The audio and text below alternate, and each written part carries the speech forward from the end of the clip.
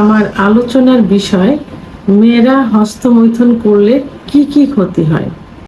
দেশের এবং প্রবাসের ভাই বোনদের প্রতি সালাম। আসসালামু আলাইকুম। আমি প্রভাষক ডাক্তার রিক্তা পারভিন, হোমিওপ্যাথি এবং আয়ুর্বেদিক চিকিৎসক। পুরুষ যেমন নিজেদের যৌন চাহিদা মেটানোর জন্য নিজের হস্ত দ্বারা মৈথুন করে বীর্যপাত করে, মেয়েরাও ঠিক তেমনি নিজের যৌন চাহিদা মেটানোর জন্য নিজের হস্ত দ্বারা মৈথুন করে বীর্যপাত ঘটিয়ে থাকে। পুরুষের যেমন হস্তমৈথুনের কারণে যৌন অক্ষমতা হয়, মেয়েদেরও হস্তমৈথুনের কারণে যৌন অক্ষমতা আসে। তো এই যৌন হস্তমৈথুন মেয়েরা যে বিয়ের আগেও করে থাকে, বিয়ের পরেও করে থাকে, মূলত পুরুষের মতোই। তো সবার ধারণা ছিল, এখনো অনেকে ধারণা করে যে হস্তমৈথুন শুধু ছেলেরা করে, না, মেয়েরা হস্তমৈথুন করে থাকে। আর হস্তমৈথুন ইসলামের দৃষ্টিতে সম্পূর্ণ নিষিদ্ধ। এই জন্য হস্তমৈথুনকে কখনো সাপোর্ট করা যাবে না, হস্তমৈথুন থেকে বিরত থাকতে হবে।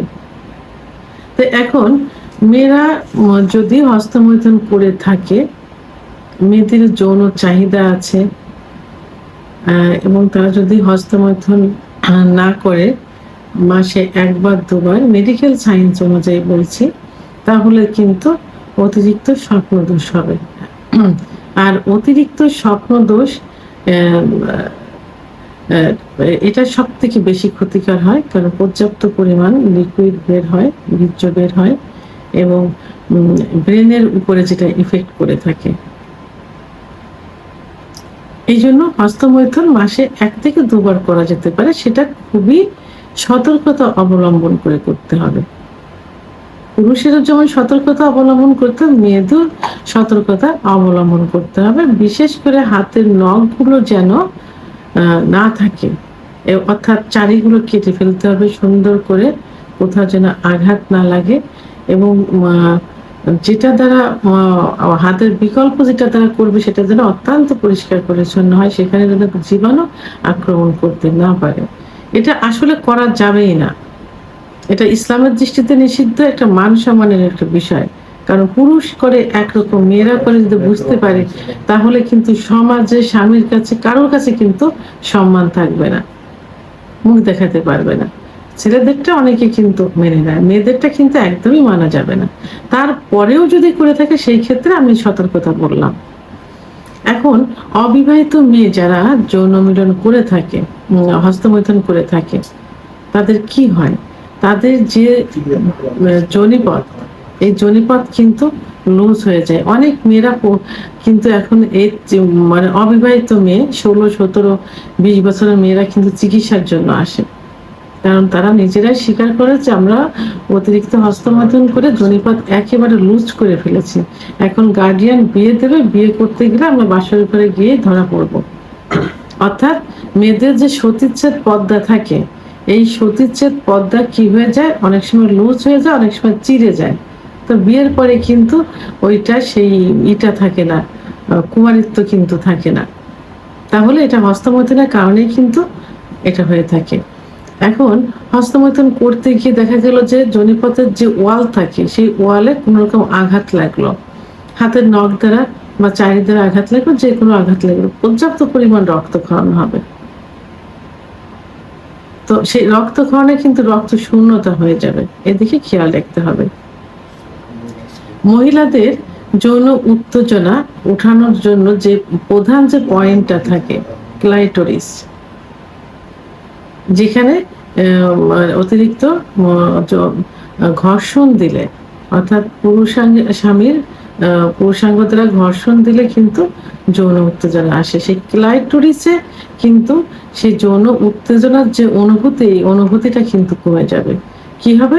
বিয়ের পরে যে এর প্রভাব পড়বে, তখন কিন্তু ওই সহবাসে গেলে সহবাসের ইচ্ছা থাকবে না, স্বামীর যৌন মিলন করার ইচ্ছা থাকবে না। ইচ্ছা না থাকলে তো অর্গাজম হবে না, অর্গাজম না হলে ওখান থেকে কামরাজ বের হবে না, ফলে যৌন মিলনে জ্বালাপোড়া অনুভব করবে, ব্যথা অনুভব করবে। তো ক্লাইটোরিসের এই অনুভূতি শক্তিটা নষ্ট হয়ে যায় হস্তমৈথুন করলে। অনেক সময় হস্তমৈথুন করতে গিয়ে দেখা যায় যে জীবাণু থাকে, যেটা দ্বারা হস্তমৈথুন করে, অর্থাৎ নখ দ্বারা হস্তমৈথুন করলে অনেক জীবাণু থাকে, সেই জীবাণুটা জরায়ুর মুখে ইনফেকশন করতে পারে। এর প্রভাবে কিন্তু জরায়ুর মুখে সার্ভিসাইটিস হবে, জরায়ুর ভিতরে ইনফেকশন হবে, অনেক সময় ক্যান্সারও কিন্তু হয়ে যেতে পারে। এটা অনেক মহিলাদের ক্যান্সার হওয়ার পিছনে অনেক কারণ থাকে, আমরা কিন্তু অনেকে জানতে চাই না বা কেউ জানে না। এই যে হস্তমৈথুন, এটা কিন্তু লুকায়িত থাকে। কেউ অনেকেরই ধারণা যে মেয়েরা হস্তমৈথুন করে না, কিন্তু জরায়ু ক্যান্সার হওয়ার পিছনে কিন্তু এই হস্তমৈথুন অনেকটা দায়ী থেকে থাকে। মেয়েরা হস্তমৈথুন করলে পরবর্তীতে বাচ্চা নিতে সমস্যা হবে, কারণ ডিম্বাণুটা সঠিকভাবে নির্গত হবে না বা তৈরি হবে না।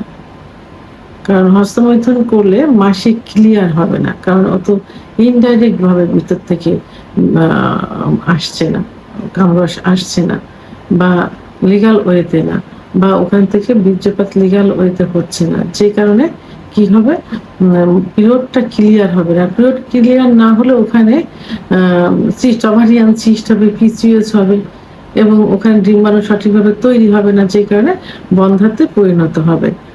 আর হস্তমৈথুন যদি মেয়েদের নেশায় পরিণত হয়ে যায়, ছেলেদের তো একরকম, বাইরে থাকে, বন্ধুদের সঙ্গে থাকে, ভিতরে থাকে, একটা রুমের ভিতরে থাকে, আর মহিলারা কিন্তু সংসার করে।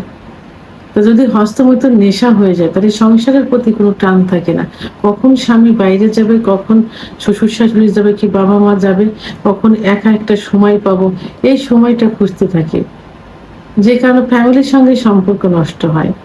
আবার স্বামীর সঙ্গেও সম্পর্ক নষ্ট হয়ে যায়। স্বামী আছে, স্বামীকে বাদ দিয়ে সে মৈথুন করে বীর্যপাত ঘটাচ্ছে, এতে স্বামীর সাথে সম্পর্কের অবনতি হবে, এবং স্বামী বুঝতে পারলে সংসারে অশান্তি হবে। অনেক সময় কিন্তু ছাড়াছাড়ি হয়ে যায়, স্বামী যদি বুঝতে পারে যে তার ওয়াইফ হস্তমৈথুন করে থাকে। মহিলাদের তলপেটে ব্যথা অনুভব হবে হস্তমৈথুন করার পরে, যেহেতু বীর্যপাতটা কি ভিতরে কামরসটা ওইভাবে আসছে না, যেটা স্বামী স্ত্রী সহবাস করলে হবে, যে কারণে অনেক সময় তলপেটে ব্যথা অনুভব হয়।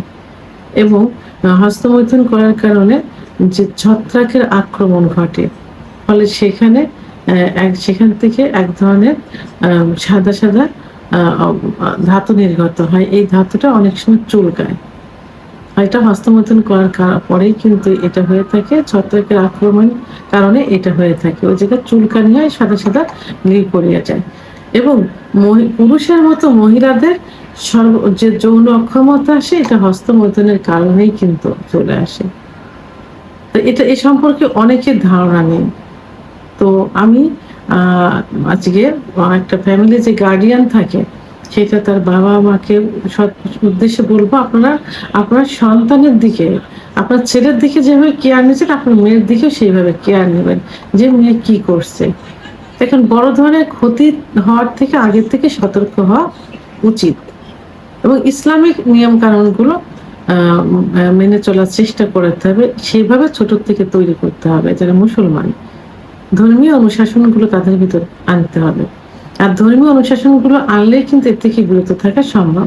আর যারা অন্য ধর্মাবলম্বী, তাদেরকেও এই যে ক্ষতিটা হচ্ছে, এটা কিন্তু মুসলমান, অন্য সম্প্রদায় সবারই হচ্ছে, মানব জাতিরই কিন্তু এটা হচ্ছে।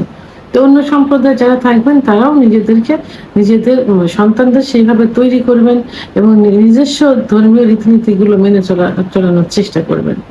আবার যারা হাজবেন্ড আছেন, তারাও এদিকে খেয়াল রাখবেন যে আপনার স্ত্রী কেন আপনাকে রেখে হস্তমৈথুন করছে, নিজেকে সেদিকে খেয়াল রেখে নিজের কোনো সমস্যা থাকলে সেই সমস্যাগুলো সমাধান করার চেষ্টা করবেন।